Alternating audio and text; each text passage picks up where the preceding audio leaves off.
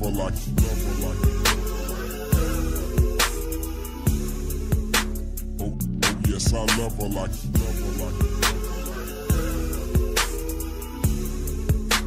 Oh, yes, I love her like you never like it. Oh, yes, I love her like you.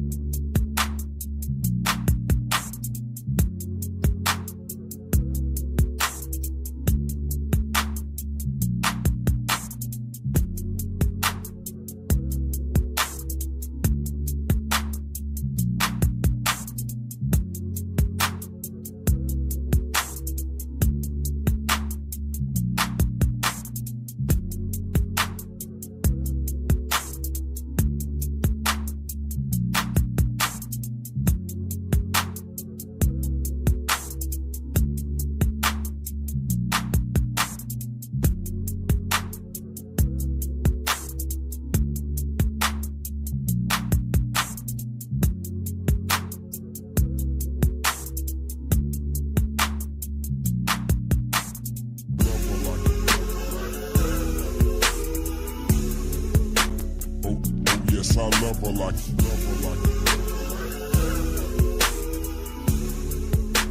Oh, yes, I love her like you never like it.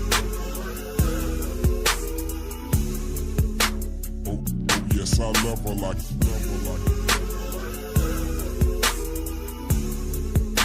Oh, yes, I love her like you.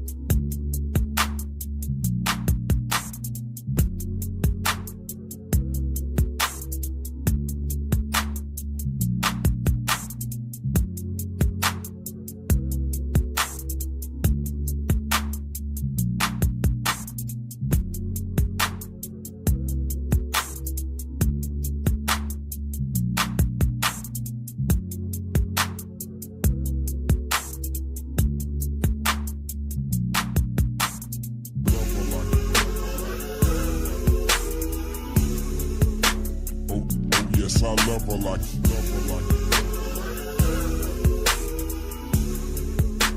Oh, yes, I love her like you never like it. Oh, yes, I love her like you never like it. Oh, yes, I love her like you.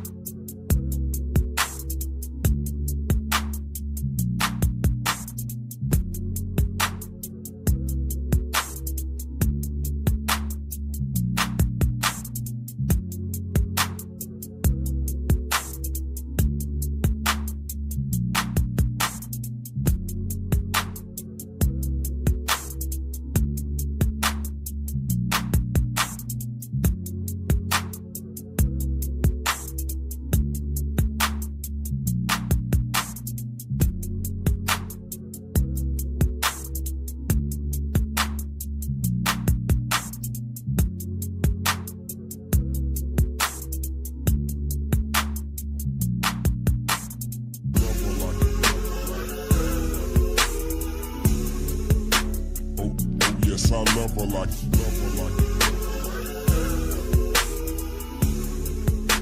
Oh, yes, I love her like you never like it. Oh, yes, I love her like you never like it.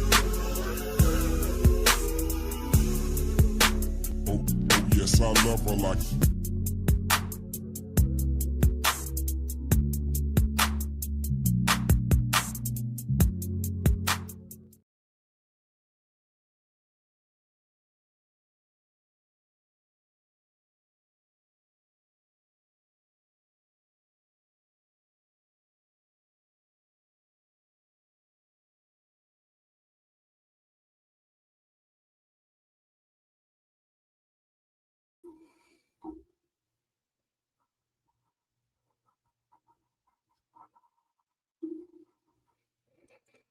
What's popping?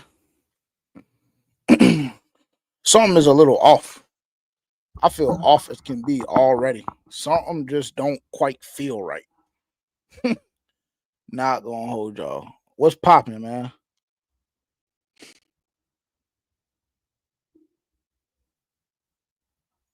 What is popping? What's happening? I gotta hold. Everybody just chill. Give me 1 second. Can y'all see me? First and foremost, let me know y'all can see me. I feel like I'm in the dark. I'm a little out of whack. I apologize. I was cutting it kind of close.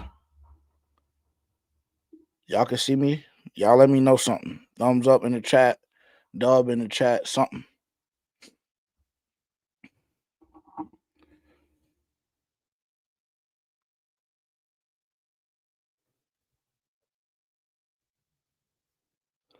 I don't know. I don't know. I don't know why.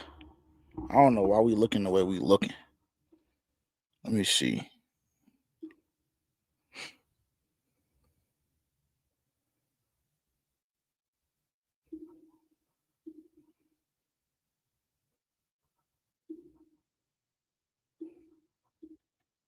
Okay, bet.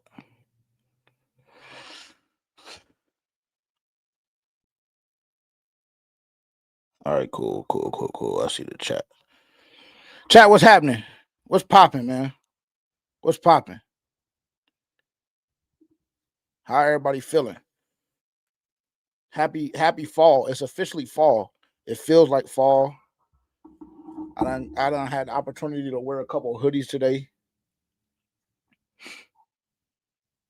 Not just today, but this week too. It's for all my big niggas in the chat. It's big nigga season. What's popping? All right, hey, shout out to my big niggas in the chat. Hey, what's happening? Is it our time to shine, nigga? Big niggas unite. Hey, what's popping? You feel me? Yeah, you dig? Hey, watch your hole. This was shit. You know what I'm saying? Need a big nigga to keep it warm. Type shit. What's popping? Shout out everybody in the chat. Hey, listen to me. So I'm not 100% sure if Terrence is gonna make it tonight. He has some things going on. Right now, he said he might make it. He might not. Okay, so that's my first caveat. Outside of that, we have a very, very special guest in the building. Honestly, this for me personally, if I'm just being 100% honest, this is long overdue. We should have been did this. I'm not gonna hold you, and really, it's on me. It's really on me. So I take full responsibility. But honored to have my man Low, aka Carlo, aka Mr. Pregame Pod himself. Got Low in the building tonight. It's gonna be a special show. Really, really excited for the opportunity to have him tonight. If you haven't already, make sure to tap in with us on social media as you see down below. I'm just gonna be honest. I know that the camera and the view looks very, very weird and different right now. I have no idea why. It's honestly on me because it's just really a lack of preparation. I've been running around, I've been working all day, I've been having a lot of shit going on. Leaving for Atlanta tomorrow morning around 5. So everything is out of whack right now. Forgive me. If y'all can just bear with us this week, then everything will be back on track. It really shouldn't be that hard though to bear with us this week. Cause like I said, we got Low in the building tonight and we about to go up, man. You know what I'm saying? Hey, I'm feeling special.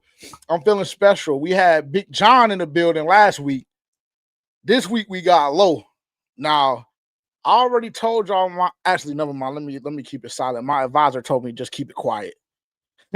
My strategic advisor just told me keep it quiet, but just know like I'm really trying to spice some things up this year, bro. This year and next off season, like I'm really trying to, hey, but we're gonna see.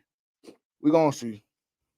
But yeah, make sure to like, follow, comment, subscribe, bell notification, all of that stuff. If you're watching on YouTube, shout out to the chat on YouTube. Shout out everybody watching on X right now. Shout out everybody that's here because Carlo is here.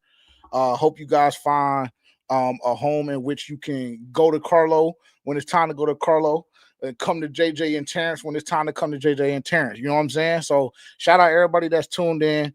Wherever you're watching, you could have been anywhere in the world, but you're here with FPFO and you're here with Low. You know what I'm saying? So, hey, I used to be a rapper, but you can't find no track of mine. I had to erase all of them. I had to get rid of all of them, bro, because I just feel like some of these beats that we be getting on FPFO and shit like that, I cannot have niggas pulling certain receipts. Just can't do it. But without further ado, I'm going to bring Low up. Hey, Man, oh man, bro. Round of applause. 1, 2, we here. It's soundboard with him. It's and up. he soundboard with him. You feel me? It's up, my boy. JJ, Yeah. like you said, bro, this is long overdue, bro. Overdue, dog. We were supposed to do this. Literally, we were supposed to do this last year when we first talked on Dunk's draft stream. Yes. That's how long overdue this is. That's what I was like, yo, after that draft stream, I was like, yo, it's something there. For sure. What's happening, bro? How you feeling? Hey, I can't complain, bro. It's good, man. Look, shout out to my boy John. You know what I'm saying? He said the intro that was perfect for how I'm feeling. You know what I mean? Like I'm new to this content area, you know what I'm saying? But there's a few different podcasts that is like a checklist for a new content creator. And I'm checking one of them off tonight. You know what I'm saying? Yeah. Like that. Y'all be hey, I'm not gonna lie, bro. Y'all be making me feel special, like bro. That. Y'all be making me feel like FPFO, you know? It's making me blush. Bro, it's different. It's like it's a welcoming atmosphere of authenticity, bro. I like the way you put that. That's what it feels like. You know what I mean? So I can, you know, let your hair down and yes, sir. Talk that ish. You feel me? That's for sure. So for sure, man. So you for see, people that don't go ahead. The pack came in the mail last week. The pack came in? Oh, I ain't even peeped. Woo! The pack came in, you feel me? I had a copy. I've been waiting for it, bro. Waiting for it, dog. Yes, Sirski. Dog. First off, the quality is like that. Bro. Tell them. Bro, the quality is like that, bro. Hey, yo, if you didn't say that you was about to go to the next one, run it back, Turbo. I would have had to run it back and get two of them. You feel me? I had to get the white one. But the new pack, I heard you got another one coming out. I'm on that, bro. Just know that. You got to custom. Let me tell you something. Well, first and foremost, appreciate it. That's number one. Appreciate it. That is legitimately. I talk with the team all the time, right? Because we are constantly coming up with different ideas and everything like that. And I tell them, listen, I'm not opposed to any idea. I'm not opposed to really anything. But as far as the merch is concerned, we got to have the top quality, bro. We got to have the top quality. You know what I'm saying? We can't just throw it on no Hanes, no Gildan. Shout out to everybody that do that. But for us, when I saw that can't do that. When I saw that tag, it's you like know, that. Okay. That's 17-17, you know. I peep game, bro. Look, yeah, man. Hey, in the words of a young poet named Riley from Boondocks, real recognize real, granddad. You feel me? Type shit. Real, granddad. Well, listen to me. I'm not gonna lie to you, bro. You want me to you tell me how you want the show to go. Hey, bro. I'm gonna let you're the guest, right? Because you got the Reaper T on. Yeah. Lo, let me tell you. Yeah. The screenshots that I was receiving from our content manager last week.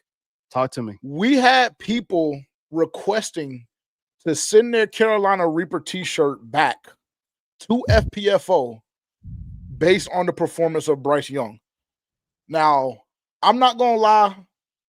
Some days I'm kind of like laid back, whatever the case may be. Today, because I got Low in the building, we're gonna get to the shit immediately.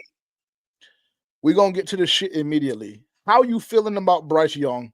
How you feeling about Canales? This offense that has yet to get going fully. What are your thoughts? And is Bryce Young the answer? Like, I have a lot of questions for Lo. I have a lot of questions because I know that you're very reasonable. I try to be. I try to be. 1,000%. But like I said, a welcoming atmosphere of authenticity. You feel me? So yes, sir.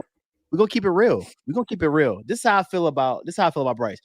Not only did I wear this shirt because I'm on FPFO, you know what I'm saying? I got to represent, you know what I'm saying, and shout out what JJ and Terrence got going on. But also I gotta shout out Bryce Young and Reaper. You know what I'm saying? I'm not out on him yet. You know what I mean? Now granted, let's just keep it a buck, bro. And I'm gonna keep it 100. He has not been what we need him to be, right? And when you're thinking about a number 1 draft pick who we've saw kill it at Mater Dei, kill it at Alabama, you know what I'm saying? And then come here and struggle. But the fact that the reason that I'm not out on the JJ is the fact that we've been winning games, you know what I mean? And the way that our offense is set up right now is the fact that like we are big on running the ball. Like Rico Dowdle, like I got the Angry Run t-shirt because Rico Dowdle's been cooking. You feel me? So the fact that like we've been running the ball, we haven't needed Bryce to do anything to win the game. Now, granted, that game on Sunday, bro, when somebody comes to you and says, you know what?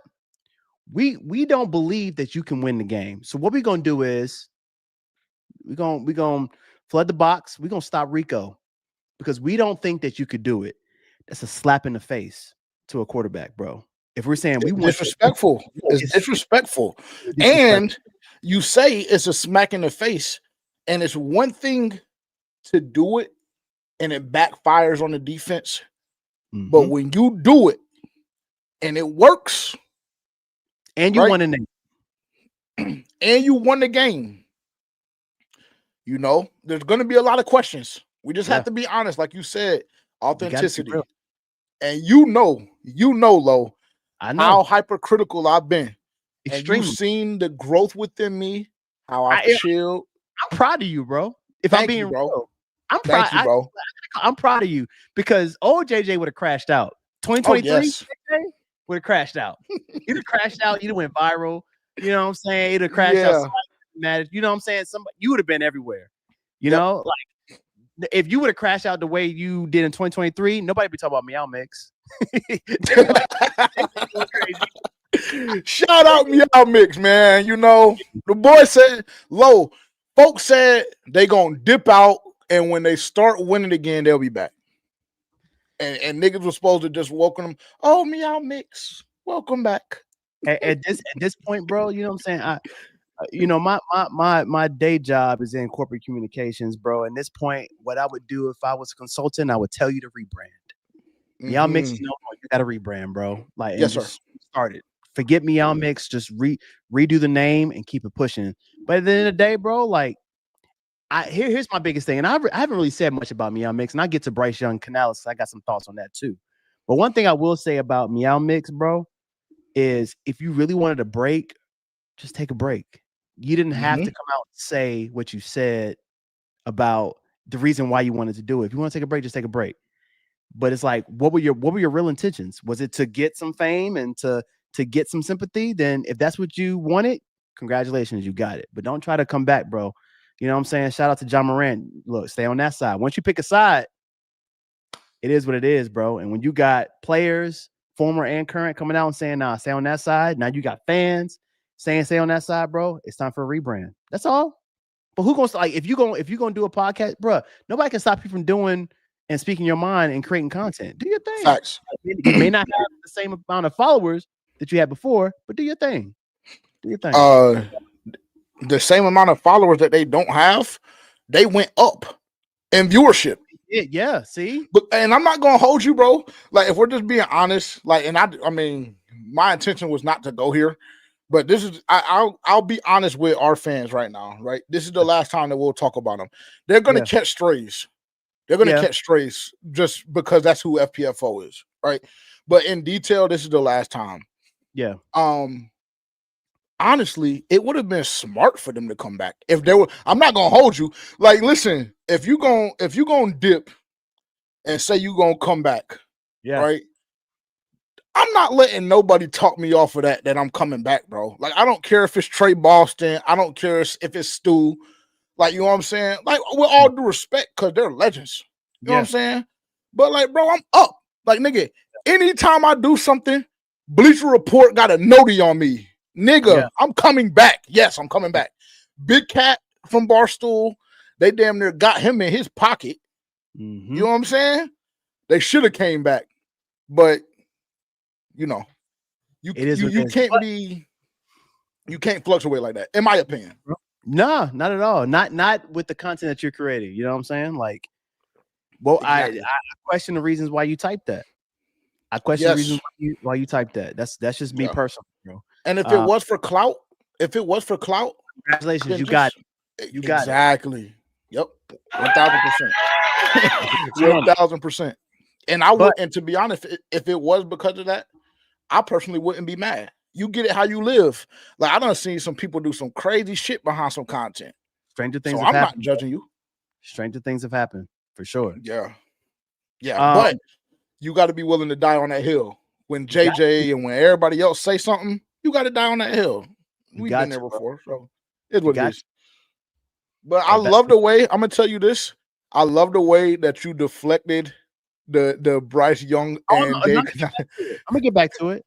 Okay. I was about to say, look at Low, bro. All that damn corporate communication, like you said. It was good context. You know what I'm saying? I had to bring that up. But one thing I will say around, and I think I mentioned this last night on a pod with Vashti, but I was like, yo, hey, Alexa, play Trust Issues by Drake. That's how I feel, bro. I feel like Canales and Bryce got some trust issues, bro. Like, I don't know who doesn't believe in who, you know what I mean? But I feel as though, shout out to my boy John. That's my dog, bro. John, a good dude. Shout out John. Look, we all know. Shout out to my dog, bro. But it's just the thing, some of the play calling that we have seen. And here's the thing. One thing I always say, context of what I always say, bro. As fans, we don't know what goes on in the locker room. We don't know how much freedom, how much control Canales and the coaching staff have given Bryce when it comes to changing the play at the line, pass protection, all of that. We don't know all of that. But from the outside looking in, it seems as though when Bryce makes a mistake early, Canales is like, all right, we're going to run the ball, or we're going to do out routes and throw outside the numbers. And he doesn't give him the chance to go deep. The only time we've seen it for him, the only time we've seen him go deep this year is if we're losing, and we have to do it because the run game is just null and void because we're down so much. Something has to change, bro. And if I'm Bryce, you know what I'm saying? If I'm Bryce, if I'm the leader of the team and I know how this is going, bro, I'm going to Canales and saying, yo, unleash me, bro. Unleash me. Let me show you what I can do. Trust me until you can't trust me. You know what I mean? Like, let me at least try. But I think at this point in time, it's kind of like he makes a bad decision, and it's like, all right, well, that's it.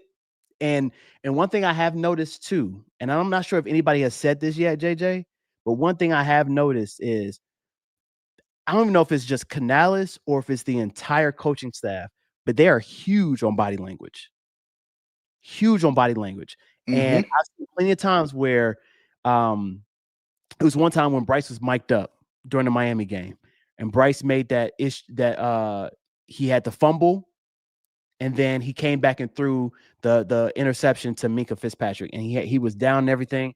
And Canales came straight to him, was like, "Stay with me, because he came down with his head down. He was nervous. He was paying attention to his body language. Canales has said plenty of times in press conferences, I'm really paying attention to his body language. If he doesn't seem like he is in it, or if he seems down, then I'm going to change it." How much can you rely on the body language versus really giving a person opportunity when we know that if, you know, he may not have the physical intangibles, but Bryce got the mental intangibles to kind of shed it off and keep it going. Like, give him the opportunity to throw the ball deep. I don't know. That's just how I feel. I think there's some trust issues there. I don't know who it is, but I agree. That's a change, bro. Yeah, no, I totally agree, bro. I totally agree. There's 1,000% trust issues, and I think that they tried to mask it, right? And when you're winning football games, specifically a big football game like Green Bay, whatever the case may be, it's very easy right? They say winning cures all Yeah. because that's real rap. Like you Yeah. can, you know what I'm saying? You can hide all of that stuff, right? When you look at the Green Bay game, Bryce Young only threw for what, 100 yards that game, Yep. right? So there could have been an open discourse there. But Mhm. because you won a game specifically that you weren't supposed to win, there's no discourse. But then when the team follows that up, like you said, and challenges you, blitzing the box, right? Because allegedly they weren't loading the box, right? But they were still blitzing the box, allegedly, right? Blitzing the box, fully setting out against the run, and you have the inability to beat them with your arm, Yeah. we're going to put you under a microscope, right? Yeah. It's very similar to what's going on with JC Horn right now. All right. Yeah. We saw the discourse. If you guys on Twitter, we saw the discourse between a couple of different content creators and Twitter personalities with I guess that's JC's brother, his little brother. Yeah. That's his older right? brother. His older brother. So we've seen that. You know what I'm saying? Like we've seen JC with the Instagram post, which I want to come out and say right now for JJ only. This is, again, don't associate these comments or these statements with FPFO. For JJ, the shit JC Horn pulled on Instagram was soft as fuck to me. Only because I don't feel like it was an OPI. I don't feel like it was an OPI. I feel like you had great coverage, and I feel like you are one of the most physical cornerbacks in the NFL. And yes, you've been penalized for being handsy at times, but for the overwhelming majority of this season, with the exception of maybe the Dallas game, the referees have let you play. You're known to be a physical corner. So I just didn't like it. To me, it was nasty, especially when you go in the locker room on Sunday after the game and say, we lost because of me. I gave up too many plays, right? And I just didn't like it personally. That's just me. It's interesting. Yeah. For me, I think I look at it differently, personally. I think for me, I appreciate him holding himself accountable and saying, hey, I did wrong. Two, though everybody finds a different way to put a chip on their shoulder. And I feel like this is his way of putting a chip on his own shoulder of saying, you know what? Yeah, that could have been OPI. It could not have been OPI. He did. I ain't gonna hold you, Chris. You was at the game. I was at the game. It did look when we saw it live, it looked like an OPI. You see it again on tape. It's questionable, right? Yes. Now, granted, I was sitting next to a few fans, and they were like, "Yo, that ref that was over there never calls any of those plays like that. It's happened before at Bank of America Stadium. It's happened other places. They're not going to call that. At the end of the day, people find opportunities to have that aggression to get ready for the next game, right? Caleb Wilson from Chapel Hill, he puts whoever he's playing, he finds some type of edge to put on his phone to say, like, you know what, this person, they played on the McDonald's All-American with me. I didn't get the ball. I'm mad. Some people find any type of edge. I feel as though JC's trying to find that edge to get ready for this next game. Drake London's been on a tear a little bit. Now, granted, Falcons, we'll talk about it a little bit later. Falcons on a 4-game losing streak. But I think personally, he's trying to find that edge of like, okay, y'all don't want to call that? Bet that. I'm going to show you that I'm really a Pro Bowl corner like I was last year. Maybe that's what it is. I don't know. But I get what you're saying, like coming out and saying what you said. But, bruh, people have said worse. So I'm not really tripping about like him posting that personally. Nah, I feel that. You're 1,000% right in that regard. You are, for sure. People have said worse. I've seen worse pleas being copped. So I just didn't like it personally. But I think that stems from, again, Panthers Twitter. I think it stems from Panthers Twitter, right? Yeah. A lot of my anger when I'm in my mood stems from Panthers Twitter because I be seeing everything, dog. And I just hated the fact that, it was so many pleas being copped. And I'm just like, no, unfortunately, if you're a Pro Bowl cornerback and you're all pro cornerback, which I believe you to be, yes, I personally don't want to hear you copping the pleas like that.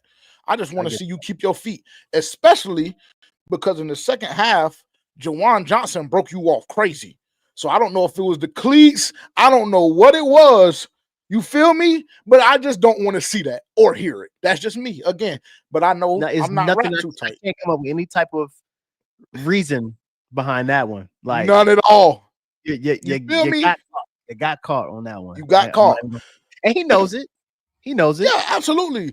Of course he knows it because he's self-aware, right? He's self-aware, and I think that he be on Twitter a good amount too, for real, which I feel like is part of the reason why he, felt the need to put that Instagram clip out. Nevertheless, like you said, you got a tough matchup coming up against a very hot receiver. And just like we seen that video, hey, I got 5 in a car seat. Cool. cool. Hey. Wartime. But here's my thing though, and you kind of breaking up a little bit. I'm not sure what's going on with your internet, but it's kind of like choppy. I'm not sure if it's on my end. Yeah, it's a little lag. I'm not sure if it's on my end or if it's you, but I just want to let you know. Thank you. Chat, it might be me. Yeah, chat. Let me know if it's just me. Here's the thing, bro. JC does well against physical wide receivers though, and I don't know what it is about his matchup with Drake London, but I mean he wasn't low key lying about having Drake in the 5 in a car seat. Now here's my thing though. Here's my thing, bro. If Evero got some cojones, it's just me. All right, good luck. Appreciate you. You good? It's just it must be just me, JJ. Okay. If Evero got some cojones, bro, what I would do, because you need this game, because we need this game. Let JC shadow, bro. Facts. Just give it a shot. What can you lose? If you feel like he's a top 5 corner in the league, right? Can we all in the chat agree he's a top 5 corner in the league? And I'm being generous and humble on his behalf because I could say top 2. Right? I could say top 2. And I guess I could say top 3, but I'm going to say top 5 because I know there's going to be some Falcons fans and Saints fans and NFL fans that end up checking the stream out. I think we can all agree he's top 5. They're up there for sure. Travel. Yeah, he's up there for sure. Are we worried about fucking Darnell Mooney? Nah, not at all. But I think like people said it too, like it's Evero's scheme. You know what I'm saying? But yeah. I would say like, bro, you at some point in time, you got to do what the Saints did and shake it up. Be a little. And I'm saying not be desperate, but people don't be predictable. That's the biggest thing. And one thing Canales always says is that we're always going to challenge. Oh my God, what did he say? We're always going to challenge our tendencies. And if your tendency is to keep him on one side, bro, shake it up a little bit. Let him travel a bit, especially when the game is close. You know what I mean? So I think it would be awesome. And that's how you really shut it down. But I know we're going to get into the Atlanta game later, so I'm not even going to go into all that. But something got to give, bro. Something got to give. Yeah, no, I totally agree. And we can get into it. We can get into it for sure. Right. Part of, like we said, we've talked about 2 specific Carolina Panthers this episode so far. We're about 30 minutes in. Bryce Young and JC Horn. Right. Yeah. And I said at the very beginning of the show, some of you guys didn't see. I see a lot of people coming in now. But a lot of you guys didn't see it, right? I said winning cures all. And when you lose, things go under a microscope. Every time. Every single time. It's not only the fact that you lost, right? Because I think if we're being honest with ourselves, majority of people had this Carolina Panthers team anywhere between 6 to 8 wins, right? Yes. So I think it's not necessarily the fact that we lost, because people understand this team was going to lose games. That was a fact.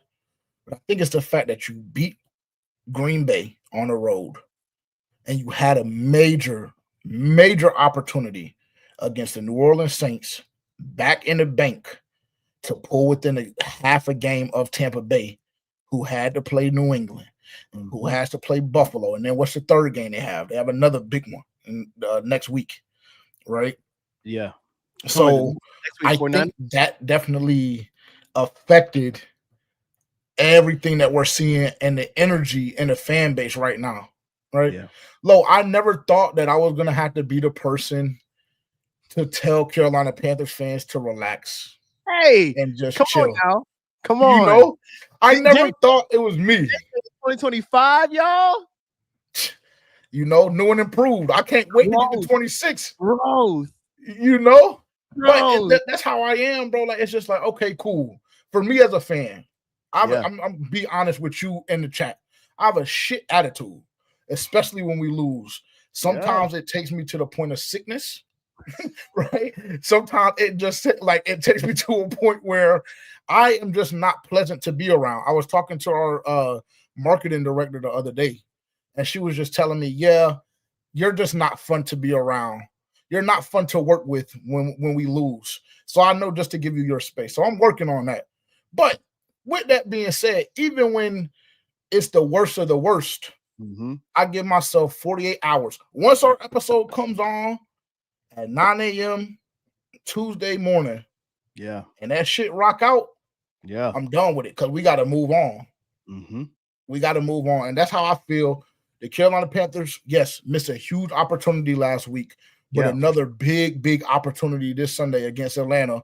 An Atlanta team, like you just mentioned, 4 games in a row. They've lost.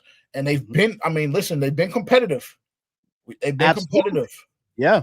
1,000%, right? The last game we saw them win, the Buffalo Bills, Monday Night Football, right? National stage. So we can't come in taking them light. I pray to God the approach was not what I perceived it to be from last week, this week. I pray. I don't think so. I don't think so either. I don't think so either, bro. I feel like lessons were learned for a lot of people last week. And if we're gonna talk about it in this welcoming atmosphere of authenticity, yes, sir. I think Nick Scorton learned something a little bit from talking a little bit. Look, you know what I'm saying? It's something that I'm in a fraternity, and when you first cross over or whatever, something we call deference, humble submission, if you will, in terms of like, hey, young buck, understand your place in this world, and not in this world, but just in this environment, if you will. And I feel like, Nick kind of learned that a little bit. It's a rookie mistake. We can, it's water off our back. We keep it moving. But I feel like, I said this last night on the pod, JJ. Vashti was on, and Vashti asked a question in a interview with Derek Brown and JC, and she said, "How was practice this week?" And the look that he gave her, bro, the tension was in the air, bro. Like you could have cut it with a knife. And he was like, "Practice was good," and he just looked it down and just shook his head like, "These niggas going at it again, bro. Here they go with these." it was funny. All that to say, bro, I think that they learned their lesson. And one thing that we have seen throughout this whole season is the up and down, unfortunately, of like, you figure it out where it's like, okay, we lose and then we beat the Cowboys, and then we lose to, I think it was the Patriots or whatnot. And then we beat Green Bay, and then we lose. Like, it's just been this roller coaster. And I think the biggest thing we need to do is find the consistency, right? I feel like I'm about to say something Canales says. We need to find out us. We need to become us, right? I think that's what they need to figure out. It's like, you, Pastor Canales, we gotta figure out how to stay consistent there. And so I think they know that, bro. They know that they're hungry on a 4-game losing streak, been close games, but we just lost to a team that we should have beat. The fire got to be in their eyes, bro. I don't think there's any Chuba Hubbard victory gladiator speeches need to be said, bro. Go in the words of what they said about us against Green Bay. Go finish your food, bro. Facts. Facts. And you mentioned all of those things about Atlanta. Not only are all of those things true, but you also beat this team week 3, I believe it was, 30-0. Right? We haven't let Falcons Twitter live that down yet. Yo, I still got something to say about that too. Say it again, bro. That 30-0. Look, I got an analogy for you, bro. I don't know if you have dealt with this growing up like I have before, but if you got family in the country, if you get in trouble, your parents or your grandmother or your auntie tell you to go grab a switch outside. And ain't nothing like when you about to get in trouble, you got to go get your own belt or your own switch. That's what we did to the Falcons last season. That's what happened, dog. And if anybody has any type of hubris in their heart, you know what I'm saying, or any type of pride, or any type of anger or whatever it may be. You know what I'm saying? If you humble, if you're prideful, if you're angry, they gonna come. They want it, bro. They circled this one after that. Like, oh, you gonna do that to us? Bet. We gotta be ready for it, bro. And I think that it's fair to say, and I'm not a Falcons fan, right? So I don't really know the temperament within their fan base outside of what I see on X. But I think it's fair to say they feel as though they've underperformed so far, first half of the season. And to be quite frank, me personally, if they do have that stance, I would agree. Yeah. Because honestly, I thought that they were going to be a little more competitive. I did. And I don't know if that was me overblowing Michael Penix. On paper, they look good, though. On paper, it was like, look really good. Yeah. They look really good on paper, especially defensively, the secondary. And then you go and add JPJ, you go and add Jalen Walker, right? So, yeah, for me personally, if that is the stance, I would agree. You add all of those things up, and you're the Carolina Panthers, right? What, a game and a half behind the Tampa Bay Buccaneers, going on the road. You better be ready to get punched in the mouth. No, facts. And I think this, you said it best, JJ, which is like the growth part of JJ, you know what I mean? Of like telling fans to relax. At the end of the day, I mean, Corbett put out something recently, and I know how people feel about Corbs, but what he said was right, though. Like, at the end of the day, we are 5-5. We were 500. Last year at week 17, we were 5-12, bro. You know what I'm saying? We've already matched how many games we won last year, this year. So the opportunity to still win the division is still there, right? Like you said, a game and a half behind Tampa Bay. We have not played them yet. So my hope is that they get all these kinks out the way right now. They get these kinks out the way right now, because this back half is nasty work. It's tough for us. It's brutal. It's brutal. And you know, it's interesting when you look at Michael Penix's stats for the year, because the stats only tell half of the story, right? This guy has thrown for 1,800 yards, 9 touchdowns, only 3 interceptions. 2 of them came from us in that game. So since he's played us, he's only thrown 1 more interception, right? And they're still on a 4-game losing streak. But he's been playing okay, but he hasn't been making tons of mistakes, right? It's going to be very interesting. We gotta have our A game, bro. And hopefully Evero is scheming up something beautiful like he did that first game. Yeah, one can only hope. One can only hope. I went and pulled this Austin Corbett tweet up. If y'all are consistent viewers of FPFO, y'all know that I'm not reading this shit. Y'all can read it for yourself though. Y'all can read it for yourself though, for sure. But yeah, I mean, as hard as it is, and I was having this conversation with my pops the other day, right? Because we were just having a conversation about Bryce Young, and he kind of stands on the side of being a Bryce Young truther. He's a Cowboys fan. Oh wow! But that being said, he stands more so on the side of being a Bryce Young truther, right? And I've really, really tried to tone down some of my verbiage and rhetoric on the pod as it pertains to Bryce Young. But when the conversation comes up with him, you know, I'm a really let him know exactly how I'm feeling about it. Yeah. And then this came out, right, with Corbett, and it's just like, you know, he's right. Like, this is a football team, a football organization that has only won 7 games in the last 2 years, right? So if you're a fan, you kind of have to relish in the moment, because it's just like, bro, anything can happen, right? Because I'll give a great example. Bryce Young, the last 10 games of last season compared to Bryce Young, the first 10 of this year, right?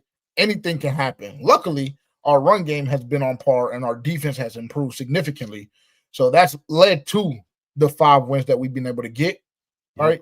But anything can happen. So I see a lot of fans like trying to pack things up for this year and saying next year is the year. We have X amount in cap. We have X amount of draft picks, whatever, right? I don't subscribe to that belief, bro. We just beat Green Bay on the road 2 weeks ago. And how quick people forget, right? It is a week-by-week league. but how quick people forget that we just beat Green Bay on the road 2 very, very short weeks ago. We were down 17 to Miami and ended up fighting back and winning that football game. The same Miami team that just beat the Buffalo Bills last week. Right. And beat the Falcons. And you beat the Falcons. Right. Exactly. So it's just like one of those situations in which just relax. And it sounds crazy coming from JJ. It really, really does. But when you see this quote, right, and you just put things into perspective, I personally don't believe. And this could be this take could age like milk. It could age like milk. It could. But I personally do not believe that the Carolina Panthers are incapable of winning at least 2 or 3 more ball games this season. Right? Yep. That's just how I feel. Because I really genuinely believe that you're going to beat Atlanta Sunday. Right? And I really genuinely believe that when we get our get back with New Orleans, it might get ugly for them niggas. Honestly. It should. It should. Yes, 1,000%. It should. But it also should have got ugly for them this past Sunday. So, maybe, hey, what do I know? What do I know? Hey, one thing I will say, though, bro, everything you said, I completely agree with you. Completely agree with you, especially on the relaxed part.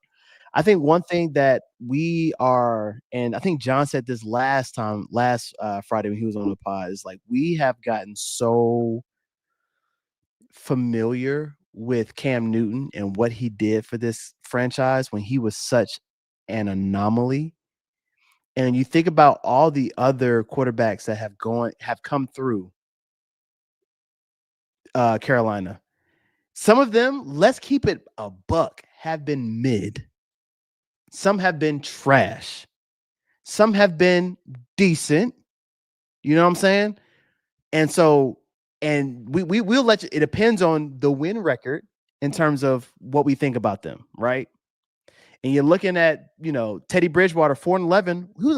He was solid for what he did. We didn't give him another chance. We're 4-11, right? And then you got your Jake Delhomme, who Jake Delhomme was okay, right? I won't say he was mid. Mid is not a bad thing, y'all. Mid is mean you in the middle. You ain't high, you ain't low, you just right in the middle. Just mediocre. It's mediocre. That's what Jake did for us, bro. Jake got us to Super Bowl. It is what it is. But for what Cam Newton did, winning the MVP 2015, doing what he did, 15-1, I understand that, and I get why people are so hypercritical on our quarterbacks. Bryce, you have to keep in mind what happened with Bryce his rookie year, right? He had a horrible coaching staff. It was purgatory what he was going through that first year. And now all those things are starting to come out.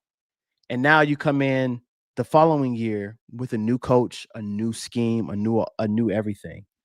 You have to give him time to figure it out. He got better towards the end of this season. Have we seen the Bryce that we want to see? No. However, we have been winning games. And so for me, that's progression. I feel as though, JJ, and I could be coming out on a limb here. And like you said earlier, JJ, this could age like milk, like spoiled milk, bro, what I'm about to say. But I think that loss to New Orleans has awakened a beast. I like that. Let me keep it a bit. I think I'm gonna keep it a buck. I think it's awakened a beast, and here's the reason why, bro. I had a chance to speak with Sheena and Vashai about this, and they were like, the look on Bryce's face after that New Orleans loss was different than we've ever seen in terms of a loss. Even when he was playing like pure trash last year, the look that he had. If I'm pulling a Canales and I'm reading body language here, JJ, the look he had last year was kind of like down, sulking. It's my fault. Baby shit. Basically. Yeah, I'll say it. I got you. Basically. I'll be that. I'll translate for you. Baby shit. Yes. Okay. So what he did in New Orleans last week, he was pissed off, bro, because I feel disrespected that you said stop the run, you got to beat us, and I couldn't do it. I don't care what happened last year. I'm not even gonna say, oh, you knew what he did last time we went to Superdome. I mean, not Superdome, but Mercedes-Benz, whatever that scamming stadium is called. Whatever it's called. Whatever he went there last year was last year. But what I saw in his eyes is different. And T-Mac, what he basically came out this week and said the same thing of like, he's different. It's a different fire in Bryce this week. And it basically awakened all of us. And we're the energy that he has this week, we're standing behind it, and it's energized and it's infectious with everybody. I don't know, bro. I think a beast might have been awakened, and this might be what we need. I hate that it had to come in a loss, but I'll take it. Yeah, 1,000%. Listen, whatever it takes. Last year, what it took was last year was a bench. Andy Dalton getting in a wreck. You know what I'm saying? Yeah. Whatever it takes. Everybody was safe. Thank God. You know what I'm saying? No major injuries, nothing crazy. Perfect. Bryce, here's your next opportunity. Yeah. I totally agree with what you're saying. And I mentioned this on the episode on Tuesday. Outside of me even hearing this about Sheena and Vasti and them saying, like, even throughout the week, right? I saw it in the presser. Bingo. I told Terrence on Tuesday, that was the first time I ever seen a nigga really care. To be honest, every other time it's we just couldn't get this job done. Last week it was like, man, why the fuck y'all asking me all these stupid ass questions, man? We lost and it's on me. Yes. Yeah, it was. So I agree with that. Big opportunity. Huge opportunity. How do you feel about this? Because for me, if I'm just being 100% honest, right? And I don't know what this looks like, right? I don't know the criteria that they're going to judge this off of. But for me personally, with this coaching staff and with this front office, I believe that this next 8 games for Bryce Young is his last chance. At least it's short. That's how I feel, right? Because at some point or another, if you're a front office, you got to be thinking like, man, like we got to keep going through these ups and downs. Yes, we're 5-5, but we got to be looking at the future, right? Yeah. At some point or another, we're going to have to decide if we got to pick up that 5th-year option or not. Yeah. And I will go ahead and say to the chat and to anybody that watches on the playback, yes, you 1,000% pick up Bryce Young's 5th-year option. There's no question about it, right? But there are other options in which, if you want to go out and consider bringing in a Mac Jones or a Malik Willis or a Kyler Murray, right? All of these names that we've seen within Panthers Twitter swirling around, whatever the case may be. Especially this week, bro. They've been swirling. Yes, 1,000%. Because a lot of people, a lot of the fans, right? I've even seen a lot of Bryce Young truthers be like, hey, bro, it's OV. I don't know what to say, right? I personally believe that if you're Bryce Young, these next 8 games determine your future in Charlotte. That's just me. How do you feel about that? We keeping a buck, right? Absolutely. All right. We gotta pay attention to all the options here. And bro, I'm not Dan Morgan. I don't get paid the big bucks. He got to make the decision. He got to figure out like what's needed. When I look at all the options, you mentioned a few names, the Mac Joneses, right? Or the Kyler Murrays. I don't think that Mac Jones is all right. So I love our offensive line, but we saw that our offensive line, well, we got Rob, Big Rob is hurt and all those different things. But we saw what happened with Andy Dalton during that game and him having 6-7 sacks in that game. So I feel like with Bryce Young's legs, he basically hides a lot of the offensive line's mistakes, if you will. I say all that to say this, bro. He has to cook. He has to cook these last 8 games. I don't know if it's the last 8 games of his career here, because I don't know if the answer is in free agency. I do believe, and I've seen a lot of people say this, so this is nothing new, but I do believe that we will draft a quarterback in the draft. I don't think it's going to be super high, but we're going to have to. One, I think Andy Dalton was on a 1-year contract, if I'm not mistaken. If he wasn't, listen, Lo, let me just say this. I don't know what his contract length was, but I know that his ass don't need to be in process blue next year. He don't got it no more. Hey, appreciate your services. Hey, shout out to my boy John. He was on the pregame one time, and I said this. I said, look, I saw this in the daggone preseason, and he don't out there for the vibes, bro. He just out there vibing. He just like chilling. he's out there for the vibes, bro. That's the type of energy he on this season. But he got a 2-year. That's unfortunate. But you're gonna have to find something out. They tried it with Hendon Hooker, it didn't work out. They tried something with Mike White. They brought him back, but I don't think Mike White's the answer. You got to figure it out. You have to figure out what it is. And at the end of the day, Canales can always say, I inherited him. He's not my quarterback, right? And everyone want to call him the QB whisperer, the QB guru. And you can call him what you can call him what you want. But if we're keeping it a buck, JJ, Geno Smith and Baker Mayfield are totally two different quarterbacks than what Bryce is. Especially Baker. Baker's a gunslinger. He's a gunslinger. That's not Bryce's game. So Canales had to alter the way that he either coached Geno or coached Baker to fit. And he says it all the time. This particular offense is going to be schemed around Bryce, and he has to figure it out.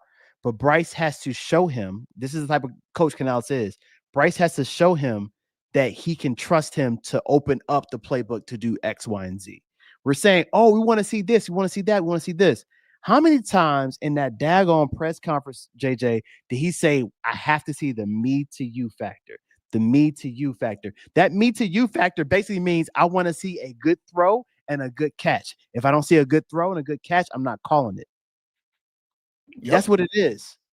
And as a play caller, like we have to keep in mind too, Canales is a young play caller. This is only his 3rd year of calling plays. He's still figuring it out. And I don't think that he has done the best job in play calling in some cases. And sometimes I'm like, yo, why did you just call 3 runs like that? You see it didn't work the first time, and now it's 3rd and 6.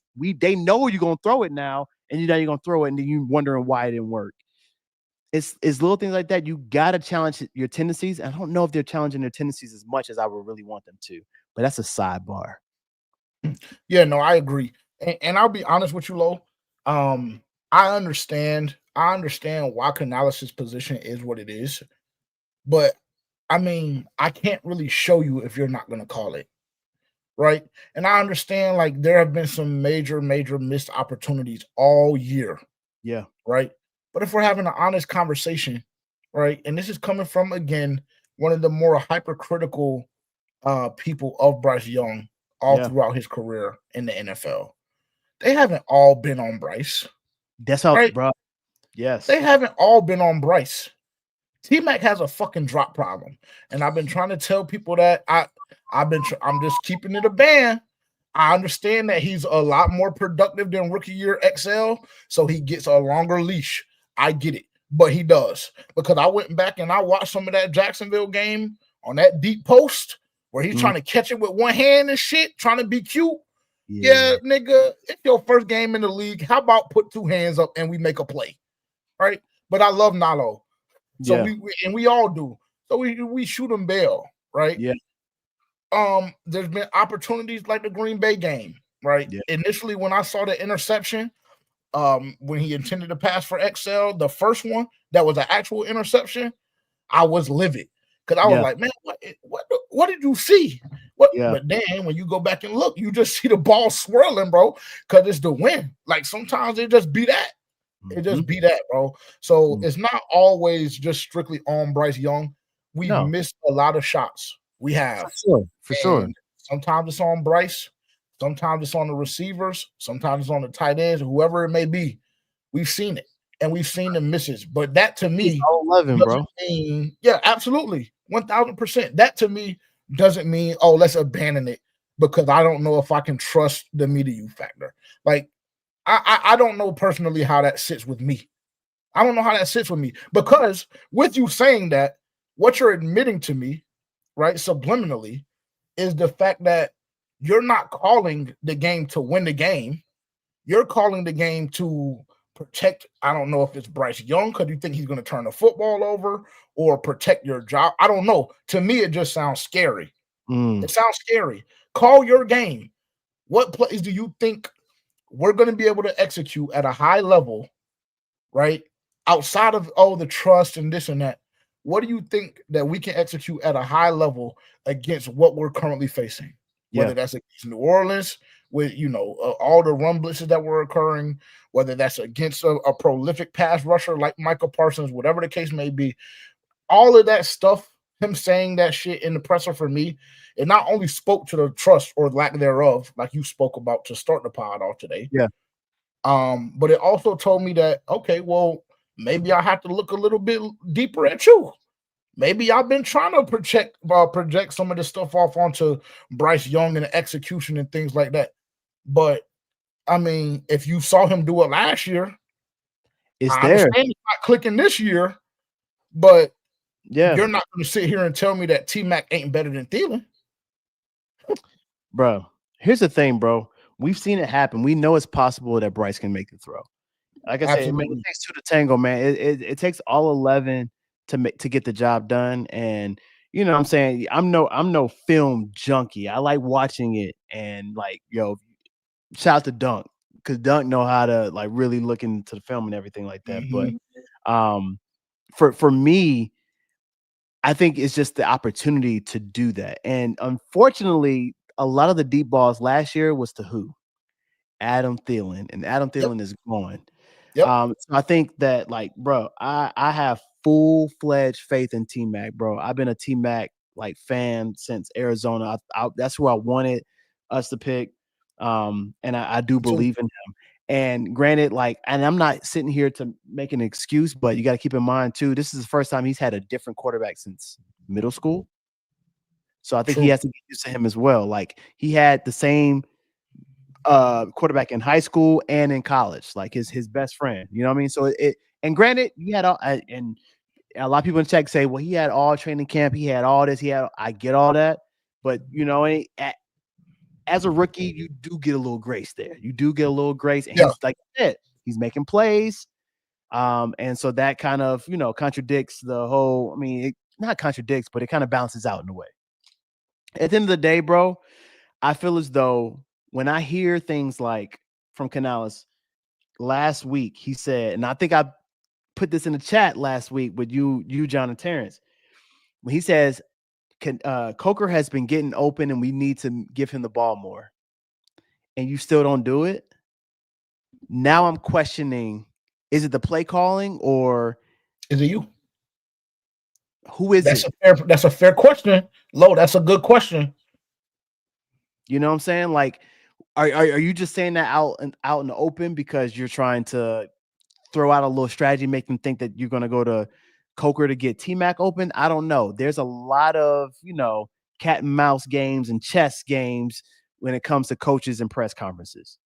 But at the end of the day, bro, I feel as though the blueprint is out on how people are going to play Bryce moving forward. Okay. Yep. Well, the Saints stopped the run.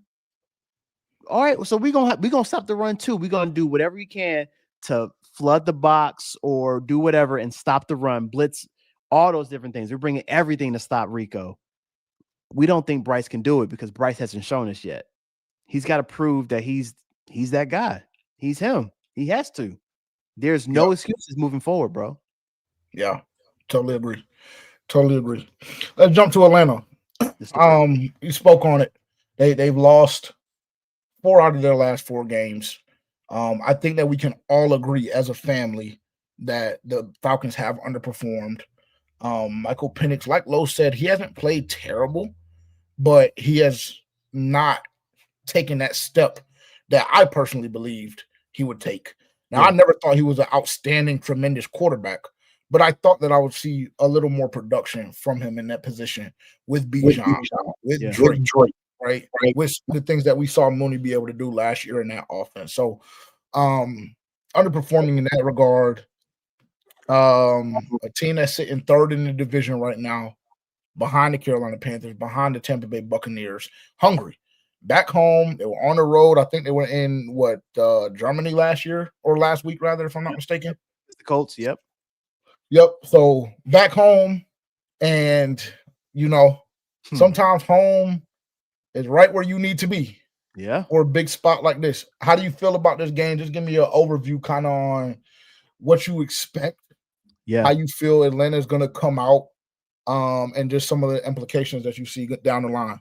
Yeah, man. So if they are competitors like I think they are, bro, when you have got a shellacking from a 30-0, bro, the pride is there. So they're going to come out hungry. You know what I mean? I agree with you on Michael Penix, man. I thought that he would, right, and Washington, like, he cooked. You know what I mean? Like he's an older, young quarterback, 25 years old in his second year. I thought that he would be a little bit better. I think everybody thought he would be a little bit better. But I think one thing that the Carolina Panthers did last time we played them is kind of exposed him. They had a feeling. They knew what he was going to do. Wait, don't see anything. Drop it to the flat. And that's how Shaw got his interception. So they had a good scheme against him. But now the film is out. You cannot do the same thing again. So I hope that we figure something out. I think it's going to be a closer game. I do think, if we're talking about predictions, I don't have to go into scores. I got to figure out what I think the score is going to be. I think it'll be a closer game. I think we will win. I think the biggest play for us, though, JJ, is we have to stop Bijan again. If we stop the run, it's going to basically the same game plan that everybody's going to have on the Panthers, we need to have on the Falcons. If we stop Bijan and make Michael Penix try to beat us, I feel like we can win the game. I feel good with our chances against Drake London and against Darnell Mooney and against Kyle Pitts. But Bijan is the one that's scary. If Bijan gets going in the run game and the passing game, it can get a little interesting. And we tackled very well. I was at that game, the Falcons game. We tackled very well because there was a lot of chances where Bijan almost broke out and had a long run. But shout out to the Panthers for actually tackling well. We have to do the same thing again. The biggest thing that messes us up in a lot of games that we lose, JJ, is explosive plays. Same thing happened against the Saints. You know what I mean? It was 3 explosive plays that got them either close to scoring or scoring. Other than that, the game was actually low-key kind of close. So we got to do that. Yeah. But if the defense is doing their side, the offense got to that they have to show improve. They have to show improvement. And so I feel like, T-Mac has to do his thing. I think Rico's going to cook. I think Rico's going to have a bounce back game. I do. But at the same time, I need everybody else to show up as well, including Bryce. You know what I'm saying? And I don't even want to come out and say, like, is he going with a visor? I'm saying visor Bryce. I just need you to be Bryce. I need you to be the Bryce that we drafted, bro. Visor, no visor. Yeah, I agree. And for the visor truthers out there, they did say that the roof will be open on Sunday. Okay. The roof will be open on Sunday, so we might see visor Bryce. We might see visor Bryce for all the visor Bryce truthers out there. I want to, what I want to see? I don't think he's done it before, JJ. I want to see visor and shooter sleeve Bryce. I don't think it's happened before. Yeah. Can I get a cold combo? Both? Can I get both? Nah, for real. And what they say, look good, play good. Hey, they say look good, play good. They say you look good, you play good. When you play good, they pay good. Okay. Nah, for real. And you trying to get that bag, Bryce? Come on. For surely. Yeah, he got some work to do. Cause if I'm Dan Morgan and Tepper and them, I might call the agent up, tell him, hey man, he ain't really did too much, man. We'll get a nigga $15 million deal. Some shit like that. You know what I'm saying? Nothing crazy. Oh, that's disrespectful. That's too far. Hey, my fault, chat. 15, that's too far. 15? That's crazy. That's too far. Yeah, you're right. You're right. That's too much. But no, I will agree with you in the fact that we did a very, very good job at maintaining Bijan Robinson that first matchup. For sure. We then a couple of weeks later saw James Cook come into the bank and go for 240 all purpose. right? So, and a big part of that was the tackling, like you said. Not only was it only the tackling, our D line was getting whooped on that game. I mean, we're 7-8 yards off the ball before first point of contact. So I will say, if Michael Penix beats us, he just beats us. But as long as you can tackle Bijan, and it's going to be a tough task because he knows, just like we know, yeah, week 3 they got the best of me, but we got something for that this week. Yeah, so we're gonna have to be on time, and on top of that, Trevin Wallace is out, bro. That scares me too, bro. Yes, me too. Let's keep it a buck. When Claudin Careless gets in, because look, bro, one thing that's guaranteed, bro, it's 3 things that are guaranteed right now this year: death, taxes, and Trevin Wallace getting hurt. Yeah, he's got hurt almost every game, bro. Yeah, almost every game, dog. And every time he gets hurt, it's like a pivotal moment. And then Chairless gets in. It's like, God dang, it's either an explosive play or they score. I need Chairless to step up. And I see somebody in the chat for I guess advantage purposes. Canales has not said who is going to be the green dot. If it's gonna sound crazy what I'm about to say, but if I'm Canales, I'm giving, I guess, Chairless the green dot. Yeah, and I'm letting Roseboom stay free. Yes, because Roseboom's game, bro, his game has changed drastically since Trev took that green dot. Yeah. So you almost have to like give it to Chairless and just trust and hope. And for whatever it's worth, like I know that we get nervous as Panthers fans when we see 53 on that field and that linebacking position. Yeah. But last week he didn't play bad when Trev got hurt, bro. I mean, he was the highest graded defensive player for the Carolina Panthers last week. So that kind of gives me hope. Less plays out of everybody too. That's true. That's very true. You're right. You know, context is important. You know how PFF goes. You know, you're right. You're right though. That was a good game for him. Yeah, agreed. Let's take a look at the injury report since we walked into it. Ransom, Trev, both out. Outside of that, though, no other injury designations for the Carolina Panthers. That's a good sign for whatever it's worth, right? For the fans that are remaining optimistic, this is a great sign when you have a team with no injury designations outside of one starter and a rotational piece heading into week 11 against a divisional opponent. This is a good sign to me. Agreed. It's a good sign to me. Zavala, it was announced today per Dave Canales, he will be starting at guard. They said that they were going to use Austin Corbett as a depth piece. Now, we've been extremely vocal about Austin Corbett on this podcast, on these live streams, wherever y'all catch us. We've been extremely vocal about Austin Corbett. But I don't know if us being vocal about Austin Corbett and how strongly we feel about him, I don't know if that outweighs how strongly I don't feel the best about Chandler Zavala rolling out. I don't know if I say that shit grammatically correct or not, because I'm trying to listen, when Lowe is around, I try and speak proper. You know what I'm saying? He told y'all the corporate speech, corporate communication. Authenticity, my nigga. Authenticity. Let's go.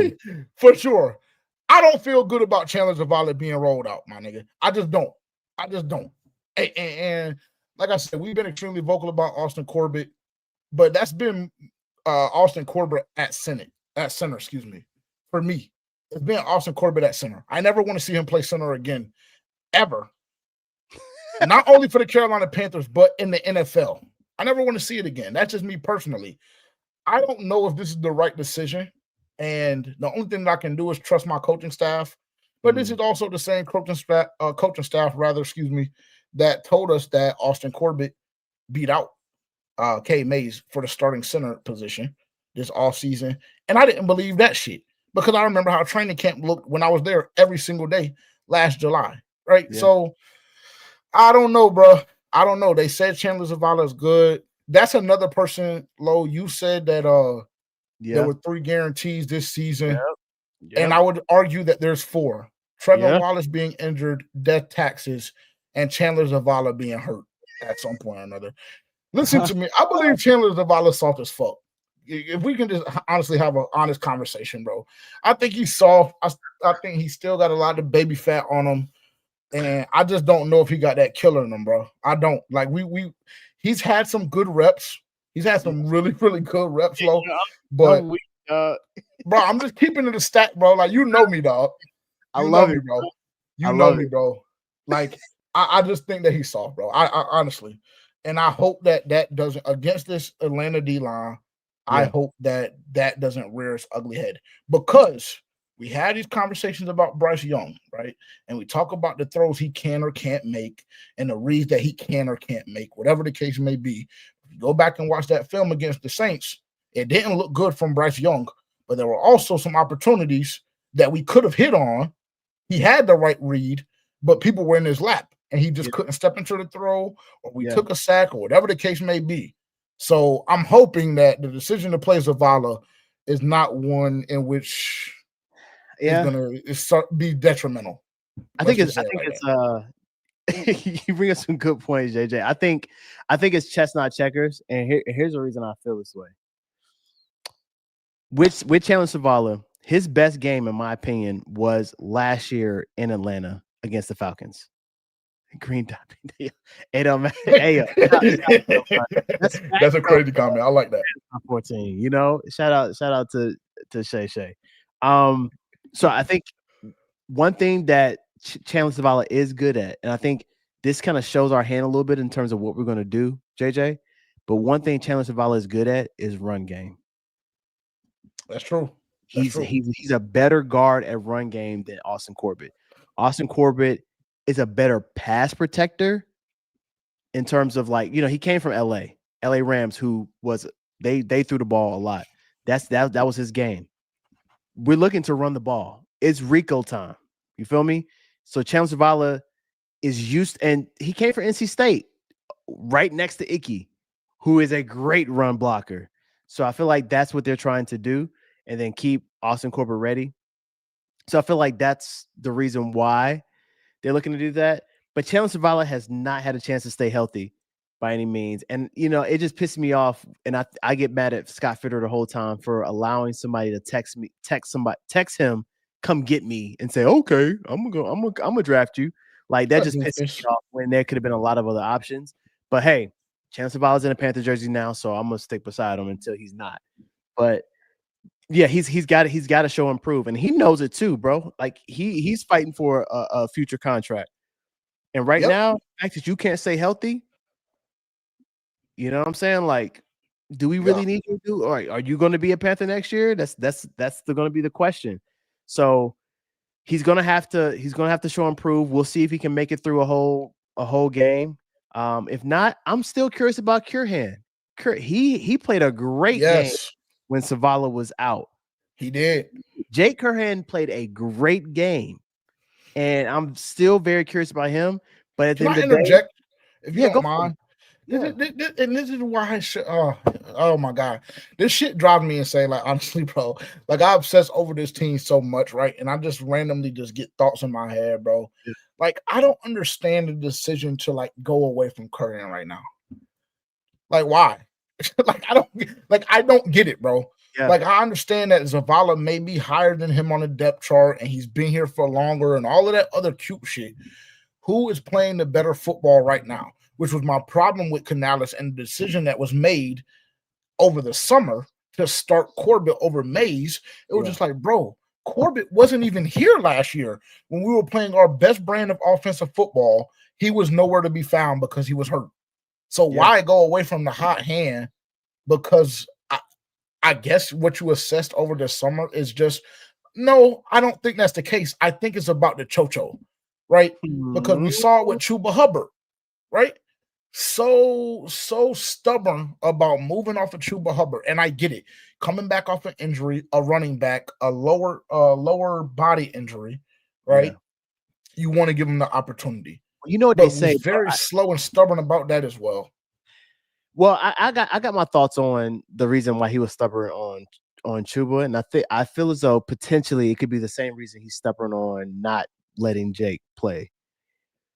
One thing Canales always says is that no one should lose their starting position based off of an injury. That's And very so true. That's a great point. with Chuba, it was like, I'm gonna give you the opportunity to do that. And I've said this before. Me and John talked about this before, but I was like, if you got a lot of veterans who you've either paid recently or you're looking to pay soon, you do not want to create the notion that you could lose your starting position at any point, including injury. And so the fact that he gave Chuba an opportunity to win his starting position back, and Chuba did not step up to the plate. All right, well, fair enough. The numbers speak for itself. You were at 3.8 yards per carry. He was at 7.4 yards per carry. I'm sorry. Rico's got to play. With Chandler in the depth chart is second over whoever it will be, right? So the fact that he was like, hey, he's back. If Chandler does not do well, I think we will see Jake. But there is one coach that I do trust outside of Canales and what he's doing, and that's Joe Gilbert. Joe Gilbert knows what he's doing on the offensive line. The fact that we've had so many injuries, and we have not missed a beat in a certain kind of way. You know what I'm saying? Like, there's been some games where they looked a little rough, but we could have been worse. We could have been a lot worse than what we should be based on the amount of injuries that we've had. Shout out to Joe Gilbert, bro. And I think I definitely miss Robert Hunt tremendously. That's Robert Hunt's probably one of my favorite offensive linemen that we have. Between him and D-Lou. I love D-Lou too. But the fact that we lost a Pro Bowler in Robert Hunt and still low-key have not missed a beat speaks to good coaching, speaks to good general management. And I feel as though that's why we're doing what we're doing. We're giving Zavala another chance. And last thing, and I'll let you go, JJ. One thing Canales always says is that they breed competition. And he said, hey, look, it's open for everybody this week. It could be Corbett, it could be Zavala. It looked like Zavala came to play this week because he edged Corbett. So yeah. I mean, in your opinion, does that kind of get convoluted a little bit? And I asked that because, like, that like the Rico and Chuba situation, right? Yeah. I go back and I look at the Buffalo Bills game, right?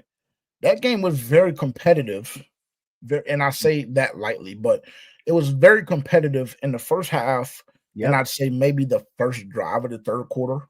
And then when we showed the inability to move the football again, or we turned the ball over, whatever it was, I personally never went back and watched that game because I just couldn't bring myself to do it, right? But I believe that game goes a lot different if you're not so hell-bound on, okay, well, we're going to try and let Chuba work back. This is not Rico's drive, so we're not going to throw him out there. Piss me off. For me, it gets convoluted, bro. It gets convoluted.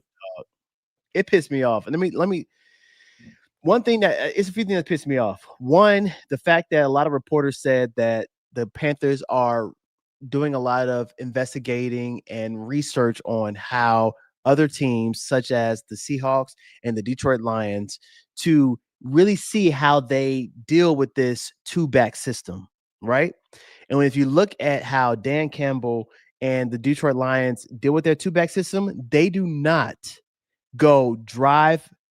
All right, Gibbs gets a drive, Montgomery gets a drive, and then Gibbs gets a drive. No, bro, that's not how you do it. And if I'm like, we got to be smart, bro. We got to think about it. If I'm a defensive coordinator for the Buffalo Bills, and I see like, oh, we got Chuba this drive, we're gonna play different. Oh, we got Rico this drive, we're gonna play a little bit different. Rico's been on a tear, and now you're not gonna play him. All right, well, Chuba's hurt a little bit. We know what Chuba can do. Chuba he's not your explosive back. He can get you about 4 or 5 yards a carry every now and then, but he ain't gonna do nothing crazy. We're gonna play you a little different. You're exposing your play calling at that point.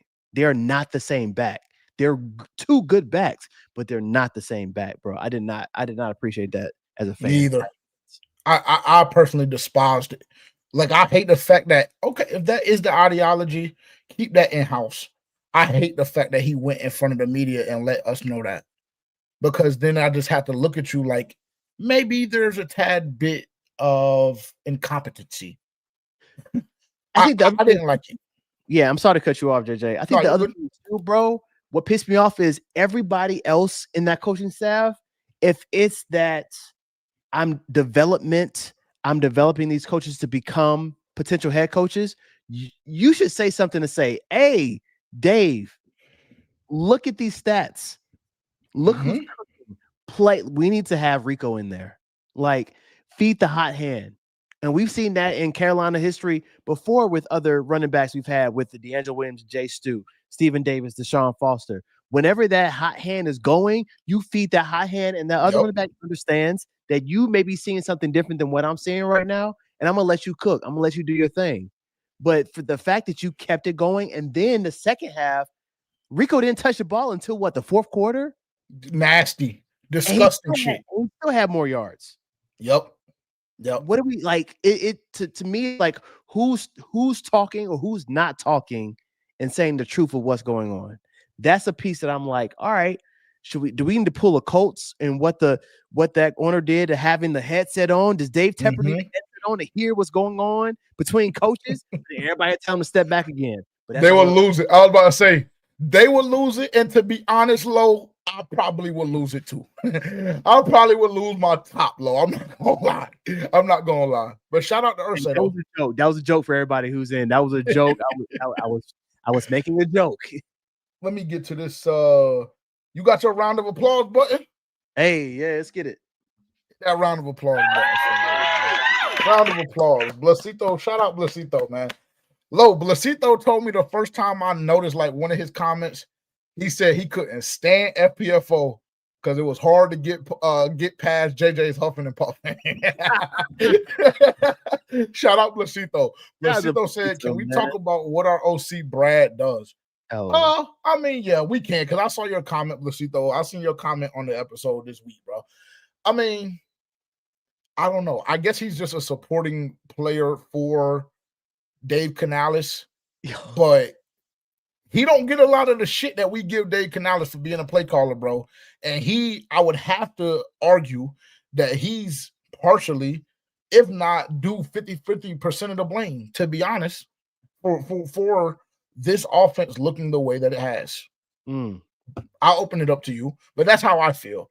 I mean, I don't know what he does because I believe Dave Canales is the primary play caller, like we've seen, right? And we can go all the way back to preseason, and I hate to do this every time I get in front of a camera, but we can go all the way back to preseason when Dave Canales was allowing Brad to call plays. And I said it was a fucking terrible idea then, and I will continue to pound that drum. Because we're preparing like we've arrived, like we didn't only win 5 football games last year. And when we're allowing, because we want to be so developmental, right? When we haven't arrived ourselves yet as a head coach. So to answer your question directly, I have no idea what he does. And I don't know if we'll ever know that. But I got some thoughts, bro. I got some thoughts on this, bro. So first off, I think he does a lot more than what we know and what we think. And here's the reasons why. First off, I want to answer the preseason piece too, because I was pissed off about that too. But I feel as though I didn't dislike the strategy behind being a developmental organization. I feel as though the order and how it happened was messed up. And here's the reason why. I feel as though in the first 2 games, I feel like we are a developing young team. Dave should be calling the plays for the first couple plays with the actual starters out there.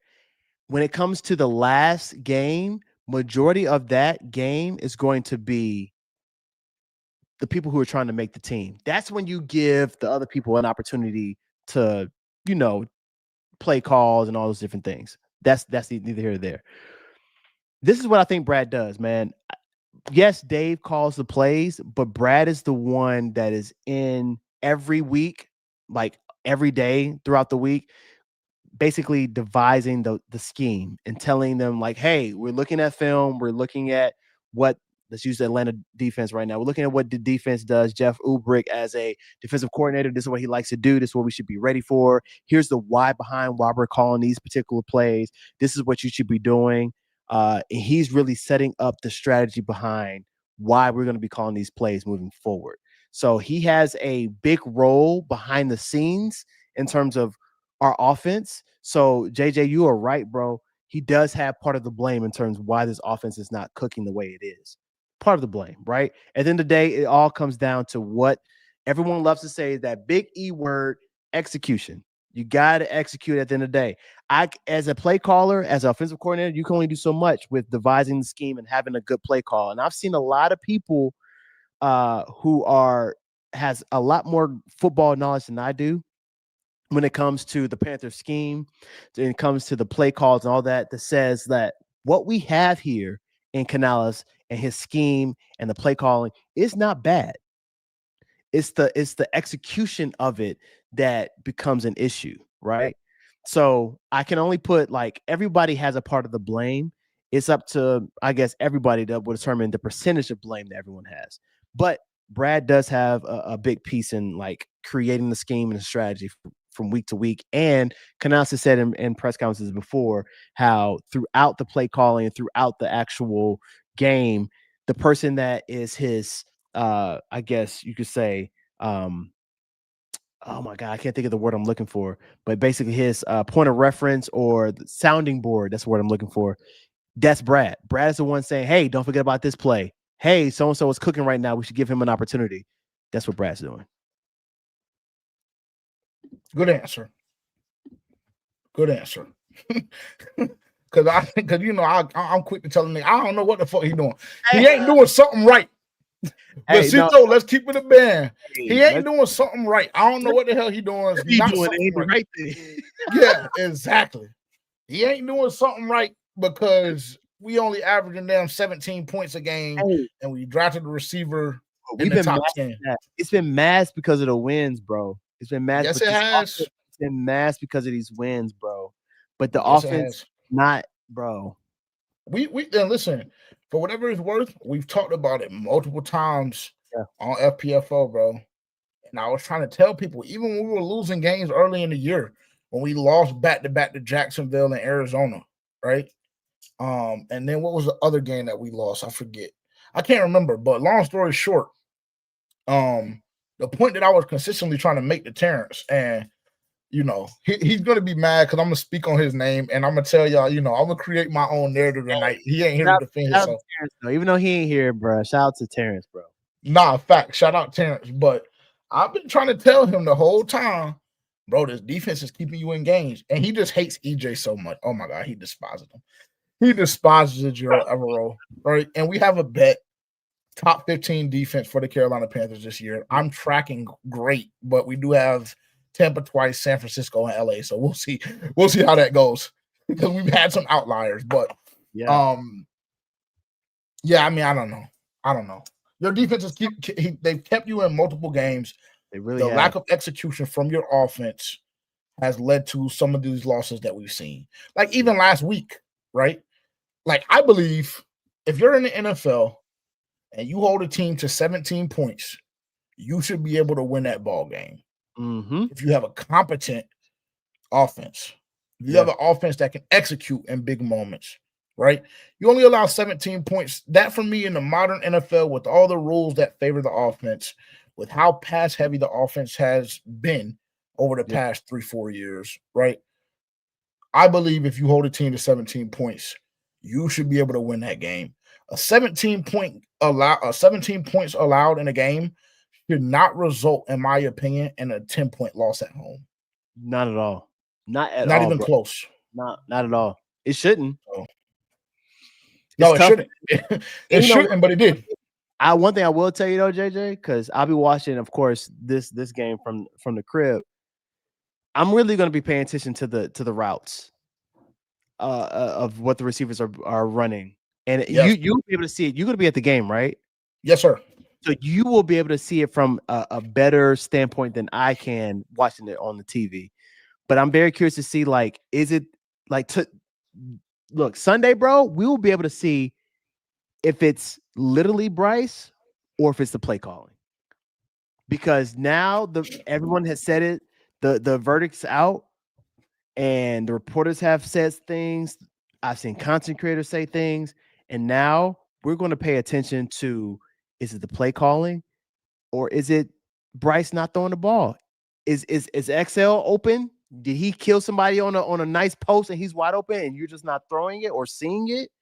Or is it the fact that everybody's doing a 10-yard dig and that's the play call? We're going to find out. And we've seen a couple of those for whatever it's worth. Shout out Canales and Brad. For whatever it's worth, bro. Give me, and we're gonna get ready to wrap here soon because I don't want to keep you all night, man. I know it's Friday. Give me 3 things that you're gonna be focusing on. So it can be whatever. Like you started off by saying we'll use one of your ones and being the routes. So you're gonna be hyper focused on. I wouldn't even say, yeah. I think that's like the ice on the cake. That's a 4. That's a 4 for me. The routes. I think a few things I'm focusing on is, of course, Bryce. I want to see Bryce's get back, right? We've talked about it before about how angry he looked after last week's loss. So I want to see how he's going to look. The offensive line is another thing I'll be looking at too. Chandler Zavala in there. What's that going to look like? Are they going to open it up? And I think the last thing, of course, like, dang, as you said 3, I'm gonna have like 5. The other thing Give as many as you want. I would say, I mean, the whole team first off, but play calling. Dave Canales. We talk about them trust issues. Do you trust Bryce like you say you do? Is he the franchise quarterback? Because if so, you got to open it up. Yes, they got Jalen Walker. Yes, they got James Pierce-Jones. Yes, they got Leonard Floyd. But are you going to give him the opportunity to showcase that I'm that guy, right? Can you trust him? Because at the end of the day, if they're going to be flooding that box and stopping Rico, the only way to open up the run game is to open the passing game. And the only way to open up the passing game is to open up the run game. They got to coincide. You can't just rely on one side of the ball, because if they stop it, then you're a one-dimensional team and you're done. You have to trust Bryce to do it. And we're going to find out on Sunday whether you trust Bryce and you've been calling those plays or whether Bryce can't do it. We'll find out on Sunday, because right now we don't know. It's been a lot of speculation, but we'll find out. And the last thing I'm looking for is J.C. Horn on Drake London. Are you going to have 5 in the car seat again? Or has 5 grown up and he's out the car seat and he has a grown-up seat and he's walking and driving on his own and running over this team? We're going to find out. Those are my takeaways, man. That's what I'm looking at. I like that. That's what I'm going to be focused on, bro. I'm not going to lie. JC versus Drake. Because I feel like that shit is going to get chippy Sunday. Like, don't be surprised, bro, if y'all hear a couple of beeps. Crazy line, bro. Yeah, it is. And he been hooping. Drake been hooping, bro. Drake been hooping. No cap. For me, I think that I'll give headlines and takeaways and what I'm focused on, whatever. For me personally, I believe that this week is going to be a bounce back for Chuba Hubbard. Last week we saw him average, I want to say maybe 4.3 yards a carry. I think he had 3 touches for 14 yards. That to me just can't happen. Like I really don't care what he's done. But Chuba Hubbard, a $34 million running back in your running back room, should not only be getting 3 touches. I don't give a damn how hot Rico Dowdle is. That's number one. And on top of that, Rico Dowdle looked banged up in that Saints game. Because, I mean, the workload from the week before was OD. Go ahead. No. Go ahead. I didn't want to cut you off. Go ahead, bro. Go ahead. I finished my thought. One thing we got to keep in mind too, bro. The Saints did not have a terrible run defense. They did not. They were pretty good at run defense, and they were already prepared and they knew what Rico was going to do. So yeah, Rico did not look the same. But I agree with you. I love Chuba Hubbard, but yeah, go ahead. Oh, what was that? That was sassy. It was sassy, Lo. What was that? What do you mean? Crazy word to use, bro. No, I think all right. So shout out to my boy Dunk. Dunk said, run Rico to the ground, and thank you for your services, and we'll catch you another time. I'll see you next lifetime. The way I feel about it, bro, is when you see a running back do what he does, and well, at least this season, right? And what he has done with this offensive line, what he's done with this scheme, bro, it's hard to just kind of pass up. When you are second in the most rushing yards in a Panthers jersey in a game behind Jonathan Stewart, that's crazy, dog. That's true. That's facts. If we got to keep it Facts. a buck, you know what I'm saying? And the way I look at it right now, bro, is Chuba Hubbard and Rico are the same age. They're both 28 or 27, 28, one of those. Rico, before the season, had less tread on the tire. Had more tread on the tire. So he wasn't used as much as Chuba has been used in NFL because one, Rico was hurt. He was behind Ezekiel Elliott, all those different things. Tony This is Pollard. yeah. So Dan got to figure something out. But if only thing I feel as though right now that Chuba is better at Rico is pass protection. Rico is Rico a little trash on the pass protection right now, bro. Like I've seen some things, I'm like, he part of the reason why Bryce gave that shit up in Arizona. Yes, to kick the game off. Yes, but people, hey, listen, but people don't want. They don't want to. We don't want to have this conversation. That's why I said it takes all 11, bro, because they don't see that. All they know is the interception.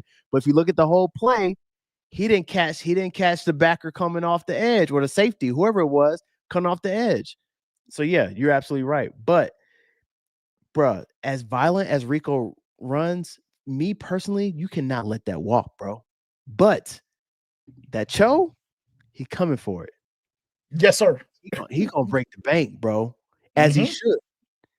And you cannot. I don't then care the question becomes, are you willing to pay that? Because you just paid Chuba last year $33 million. Bingo. It doesn't make sense. We are not that good of a team to pay two running backs premium running back money. I'd agree. I've been trying to tell people that too, bro. I've been trying to warn people up to the idea that, like, I know that Rico is having an outstanding year and it's been crazy to watch and witness and be a part of, or whatever the case may be. But y'all got to understand that don't fall too much in love with this dude because he's gonna be gone, especially after they didn't move Chuba Hubbard at the trade deadline. Well, one thing I will say though too, bro. One thing I will say too, and I'm curious. I love behind the scene things and seeing like who's his. I need to look up who Rico's agent is, all that, because that will determine everything.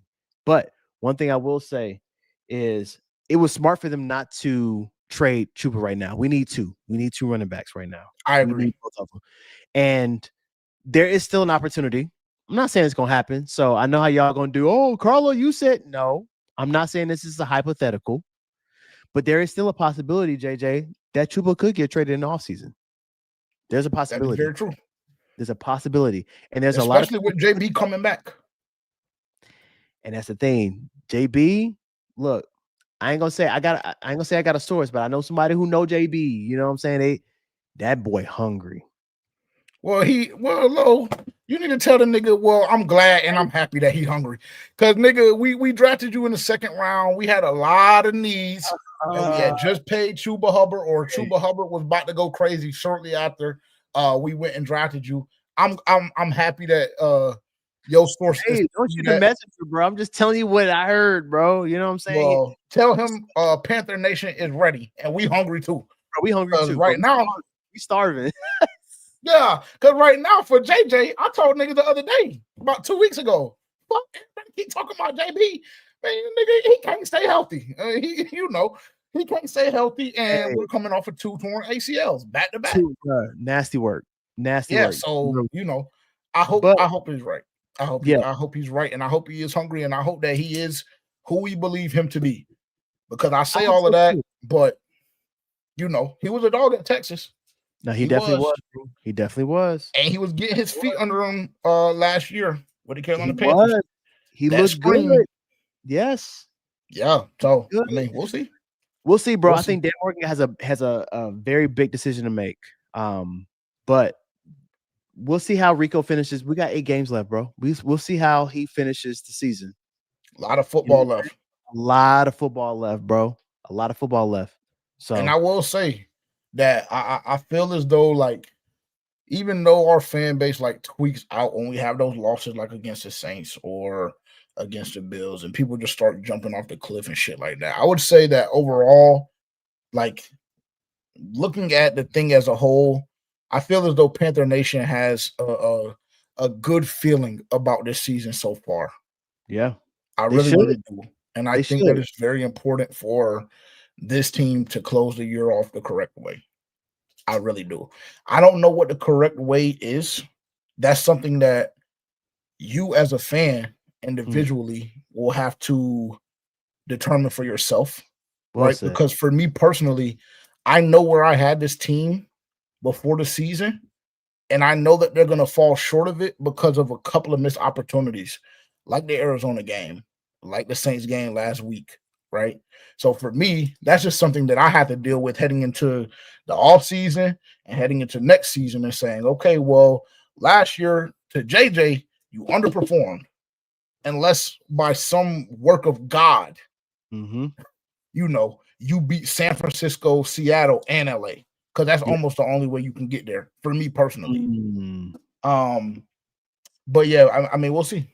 We'll see. I think people have a good energy about them right now. I know we get so emotional. I understand.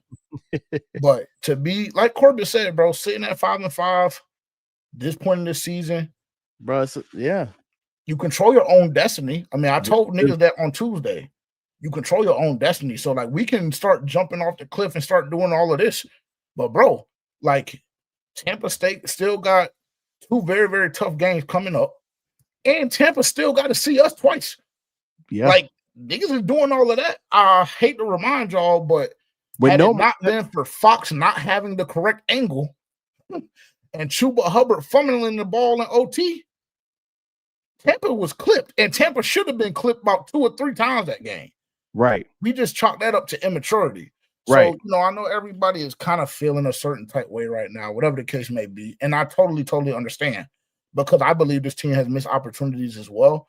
But just chill, because you still control your own destiny. And as far as I'm concerned, after you beat Green Bay and prove that you can go toe-to-toe with whoever in the NFL, niggas got to come see about us, bro. And they got to come to the bank. Talk that talk, JJ.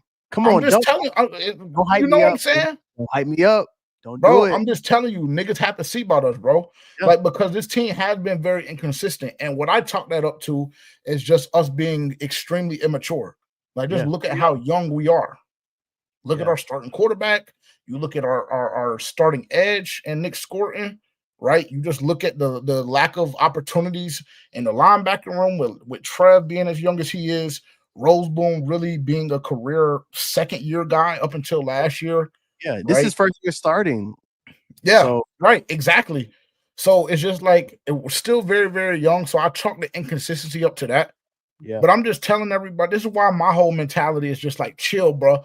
Because like we know what it feels like when the season is over at this point. Yeah. So you gotta enjoy the ride. Hey, one thing I appreciate about Panther fans this year, bro. I know we gotta close. I ain't seen that one mock draft. Round of applause for that. Oh my God. Hey, love that. Bro, at this point in time in the season, dog, mock drafts would have been everywhere, bro. Yes, sir. Sellers. I'm so proud of y'all. That's growth. Yeah. You're understanding that we are in the game and it's a long season ahead of us. I haven't seen a mock draft, yo. I love it. I'm so proud of y'all. Y'all are growing up. It's very simple, bro. Handle your business, right? Because you missed out on the fact that, like, okay, Tampa Bay has 3 very, very tough games. If you win these next 3, you can have a game above them. You missed out on that because you fought off against the Saints. Right. Now you put yourself against the wall. So now fight out, because that's all I want to see anyway at this point. Because I really don't know if you can win the division, but I know mathematically you can do it. Right. I know mathematically you can do it. And again, them niggas got to come see about us, bro. They got to come to the bank. LA, that high power offense that they have, but we know Devontae Adams' age. We know Stafford's age. You know what I'm saying? Puka been going crazy, but Puka also got hurt a couple weeks ago. He came back and it seemed like he ain't lose shit. I think he got one of them shots that LeBron James be getting. But I'll save my tinfoil hat for another day. I say, They might go to the same doctor. San Francisco, let's get back. Like we'll put the tinfoil on, bro. Facts, 1,000%. You know what I'm saying? So I my main message to fans, and I know I was doing my takeaways, but I think Low damn near covered everything, and I just wanted to add that one. So I won't even go any further than that. I just want to say this is another opportunity, and I think that we kind of wrapped on the same tip last week with John and saying nobody panic, stay even keel, because that was my main point. I said as fans, we can get as gassed up as we want to be. I came on here and said that we were going to beat New Orleans 40-13. Like that's how I was feeling. Yeah. But my main point was I don't need the team feeling like that. The team came out to me on Sunday feeling like they should have beat New Orleans 40-13 because of their record. If you come out and handle your business step by step, and it starts with Atlanta because they want to blast your head off. I'm just letting niggas know now. Absolutely. And I know they in Low. I know they be watching. Yeah. But you know what I'm saying? Confirmed. I know they be watching. Yes. So they're trying to knock your head off. You handle business and you grow up just a little bit week by week. That's all we can ask for, bro. Bro, Panthers fans are used to the season being over now. Like Lo just said, nigga, we're doing mock drafts at this time of the year, specifically over the last 8, 9, 10 years. So, yeah, it's up. It's still up with me. Give me a score prediction. Score prediction, bro. I feel like it's going to be, bro, 28-14.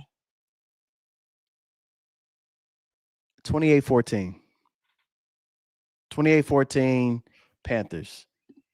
And all I gotta say, that's how I feel. I think they will score. They will score. It will not be a 30-0. And it might not be 28-14. It might be 21-14 or 17-14. But I feel like they're not going to score more than 14, personally. But we will score more than 14. And one thing I will say, for everybody who's been talking crazy about Bryce, if Bryce go crazy on Sunday, shout out to my boy Dunk. I'm gonna need y'all to come to the altar. Low is such a Bryce truther, bro. Low is such a look at him. I'm really not, though. I'm really not. You know the crazy thing is, JJ, I'm really not a Bryce truther. I'm not. I'm gonna keep it a buck and tell you what's going on. You know what I'm saying? I said it in the beginning that he has not played to his standard. I said it earlier, JJ. He has not played to his first overall draft pick position. You know what I'm saying?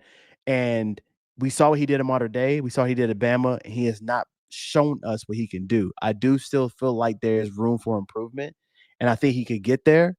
You know what I'm saying? But the reason that I am still giving him what I would call grace is the fact that we have been winning. We have been winning, and it's because of our run game. But when it comes down to those close, gotta have it moments, he has shown that he could do it. And I think the biggest thing is like he doesn't have those physical intangibles of he's big, he's tall, he's fast, he's this, he's that. But the mental, bro, of like the clutch factor, I can work with. I can work with that because it's a lot of quarterbacks who have the physical intangibles, but they don't have it up here to either like shed off a turnover or be clutch in the moments. You know what I'm saying? For an example, Josh Allen. Josh Allen has all the physical intangibles. He's a great running back. But when it comes down to that clutch factor, when it comes to the championship and playoffs and everything, what have we seen so far? I mean, of course, you're going against Pat Mahomes, but that's a whole different story. But still, he has that clutch gene. And I can work with that. That's something I can work with. Now, you got that clutch gene. What can we do moving forward? Can I see progression? So it's not that I'm a Bryce truther, but the fact is that I am a Panther truther, and it makes sense for us to make this work, JJ. Because if it doesn't work, we're back to a rebuild, and we have to figure it out. Because now this whole scheme has been built around Bryce, and if Bryce doesn't work, we have to change the whole scheme, which means that takes the wide receivers a step back as well. T-Mac, who is increasing, now your route's going to have to change based on the quarterback that we have. So I want it to work. I do want it to work. It will behoove any Panthers fan to want to make this work, bro. Yep. We've That's been saying that for 2 years, bro. But I can't. I'm not sitting here saying I'm ignoring what I see, the red flags that I do see. And I think that Bryce would, if he was on any podcast, would say the same thing: is I gotta play better. I gotta do better. I gotta see these different things. I gotta make those throws. But he has shown that he can do it. Now we gotta see it consistently. That's all I'm saying. I like it. I'm not mad at it. I'm not mad at it at all. All right, I know it's there, but I had to. Nah, you good. You straight. Hey, bro, anytime you come up here, bro, cook. I'll get out the way. I promise you. No cap. Give me Carolina 27-23. Ooh. Game-winning drive in Mercedes-Benz Stadium. And I want to, like, go crazy. You going like give like an insane. The ski mask will be present. The ski. Oh yeah. Oh nigga, I'm coming down there to kick a dough. I'm coming down there to kick a dough for shit show. For shit show. Yes, absolutely. Sir. It will be right in my back pocket. Oh my God. Yes, 1000%. 27-23. Mitchell Evans, game-winning touchdown. Bro. Mitchell Evans, game-winning touchdown. So, for all my betting people out there, we didn't do play of the day today, but the one play of the day for Sunday, Panthers versus Falcons, 1 p.m. Eastern time, Fox Networks. Mitchell Evans, anytime touchdown. Lock it in right now. Lock it in. You might be on to something. I'm feeling it, bro. I'm feeling it. The last time I was this bold in a proclamation, it was XL for anytime touchdown. And that was the Jets game. And I told niggas an hour before on stream, everybody lock in, go take XL for anytime right now. God spoke to me. No cap. No cap. Let him use you, bro. Let him use you. Hey, listen. Use you, my boy. He's still working on me, twin. He's still working on me. He's still working on me, twin, but I feel like I've made a lot of progress. Hey. No cap. It's the growth, bro. I'm with it. Cap. I'm with it. For sure. Lo, where can the people find you, man? I'm gonna let you cut this promo real quick. Yeah, man. So the pregame PC, so pregame podcast. Basically, one thing I will say though, bro, like I don't really consider myself a Panther content creator. I am just a content creator. We talk about a little bit of everything. So pregame podcast is your VIP pass to the fusion of sports and pop culture, where we talk about a little bit of everything. But one thing we always do is keep it 100. So make sure y'all come check us out at the Pregame Podcast with my co-host Shad from PNP, Vashar from Quick Blitz and Carolina Blitz. It's lit, man. And JJ, I've been wanting you to come on. I got to get you and T on to a Pregame Podcast. Y'all can talk about a little bit of things outside of Panthers, so I can hear y'all thoughts on other things. So I got to make sure you come on. But if you go to at the Pregame PC on Twitter or at the Pregame PC on Instagram, you can find us. But then also, man, we're on a road to 500 subscribers. I've only been doing this for a year and a half. So I am not one of those. I've been in it for a long time. I'll never sit there and say that I have, but I watched all these content creators doing their thing, and I was like, you know what? I think I got something to say too, and I would love to be a part of it, man. So that's why I said coming on for Panther fans only. I've been watching for a while. This is one of those bucket list checks off. Like, yo, this is crazy that I've been on here. So JJ, I appreciate you joining. Let me come on and do this. But I hope that you all will come and check us out. We go live every Thursday around 7:30, 7:15. It's fun, man. It's a vibe. Come check us out. For sure, bro. For sure, bro. And I will just tell you, for those of you guys, like he said, a fusion of pop culture and sports, that's real life. So I know a lot of y'all follow a lot of us Panthers content creators, but for that additional sauce, they got it. I'm telling you, very, very enjoyable content to watch. Because I know a lot of y'all be getting like overloaded by Panthers content because I be in some of the other content creator spaces and I be seeing all the same names that be over here, over there.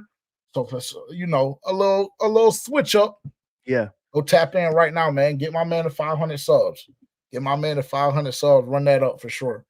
Shout out everybody in the chat, man. Lo, thank you so much for joining us tonight, man. This is This is special, bro. This is special. Well overdue, I bro. want to be that guy that brings more content creators together. And I feel like we don't do a good enough job of that in this space. So I appreciate you coming on and just trusting me and FPFO because I didn't send you shit. I didn't send you an outline. I didn't send You you need nothing to, at all bro. but a link. We locked in, bro. You don't For need sure, to. bro. And yo, sure. Jacob, anytime, bro. Anytime you want me on, bro, I'm here. Like we locked in, bro. Love, bro. Love. Definitely appreciate that. Chat, shout out to y'all. I know the past couple of weeks we haven't really been interacting with the chat that much. It's no disrespect to y'all at all. But when other content creators come on FPFO, the platform, I want to give them the opportunity to get off their chest what they feel like they want. And like he said, with authenticity and no filter. You know what I'm saying? So shout out to you. Shout out John. Shout out Ricky and Dunk. They were on the show probably about 3 or 4 weeks ago, if I'm not mistaken. So shout out everybody that has joined. But Lo, tonight you are the guest of honor, my man. I appreciate you. Great insight. Love hearing your updated opinions because we talk in April during the draft and the excitement is there. So really, really appreciative to have the opportunity to speak with you 10 weeks into the NFL season. And time to go handle business in the A, bro. Hey, let's do it, bro. Yo, safe trip, bro. Turn up, come back with a victory, bro. You already know, man. You already know, bro. Chat, if you're watching and you've been rocking out with us for the whole time, and even if you haven't, but you've enjoyed what you've seen, I've seen a couple of people saying it was their first time in the live stream. So shout out to y'all. Make sure to like, comment, subscribe, hit that bell notification so you guys can be notified anytime FPFO releases a piece of content on YouTube. If you're watching on X, I know a lot of you guys are. Shout out to all of y'all. Make sure to hit that follow button. I apologize because we didn't go live with the episode this week when we usually go Tuesday evenings around 7:30, 7:45, whatever. I apologize. It's on me. Then I was going to do it Wednesday, and it just so happened to be 10 o'clock when I thought about it. So I apologize, but if you were doing what you were supposed to do and subscribed on YouTube, you would have got it 9 a.m. Eastern time on Tuesday when you always get it. So shout out to everybody that is subscribed with the bell notification on. And yeah, me and Terrence will be back on Tuesday, 9 a.m. Eastern time. And the following week, because we have San Francisco Monday Night Football. And Dunk, I might have you come through for this, but we'll talk more about it because I know you do your thing on game days as well. But the following week, not this upcoming Monday, but the following, when the Panthers play on Monday Night Football, we will be hosting our second FPFO live watch party. We did one against the New York Jets. It was a hit, more or less. Y'all were fucking with it. I've seen a couple of clips going around Panthers Twitter, and we were absolutely blitzed out of our mind. So shout out to everybody that sent super chats that day and today. But we will be running that back a couple of Mondays from now when the Carolina Panthers face off against the San Francisco 49ers. So if you're on X and you haven't subscribed to the YouTube channel, make sure to do that right now. And we out, man. Appreciate y'all tuning in. Peace.